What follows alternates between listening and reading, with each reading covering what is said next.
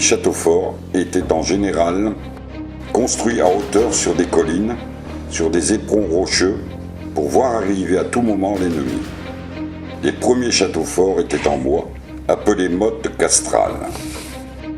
En ce qui concerne Artias, les premières traces du château remontent vers l'an 980. Le cartulaire de Chamalières-sur-Loire mentionne Aldebert d'Artias comme propriétaire.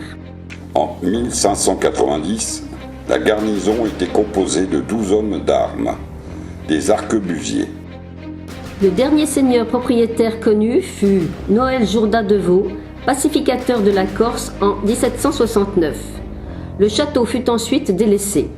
Après la Révolution, il servit de carrière de pierre utilisée pour la construction de maisons des villages avoisinants. Ce château est depuis plusieurs décennies la propriété de la commune de Retournac. Homme de confiance du seigneur, le bailli était habilité à rendre la justice et collectait les impôts.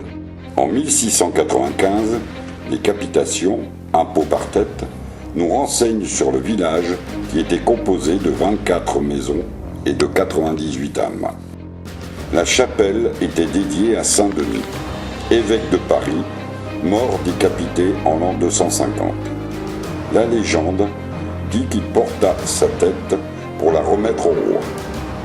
Depuis 1402, une grande foire avait lieu le jour même de la fête patronale qui attirait la foule venant des paroisses voisines.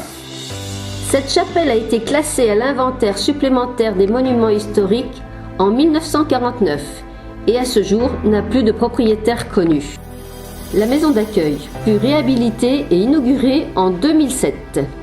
Elle est la propriété de la commune de Retournac, mise à la disposition de l'association Les Amis d'Artias. Cette maison sert de lieu d'exposition pour présenter tous les objets trouvés lors de fouilles entreprises sur le site, ainsi qu'une partie de ceux découverts dans la grotte préhistorique de Côtier. On y trouve également des objets de la vie quotidienne de la fin du XIXe siècle. Elle peut être visitée librement ou commentée par les bénévoles de l'association.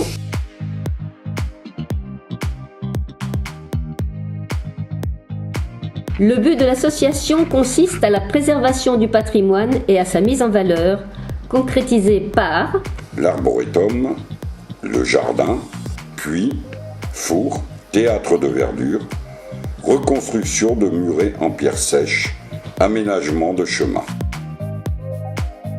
Elle s'implique dans la vie de la commune en participant à diverses manifestations, corsos, expositions, journées du patrimoine. Pour faire connaître le site, l'association organise différentes animations. Chasse aux œufs, chasse au trésor, représentations musicales et théâtrales.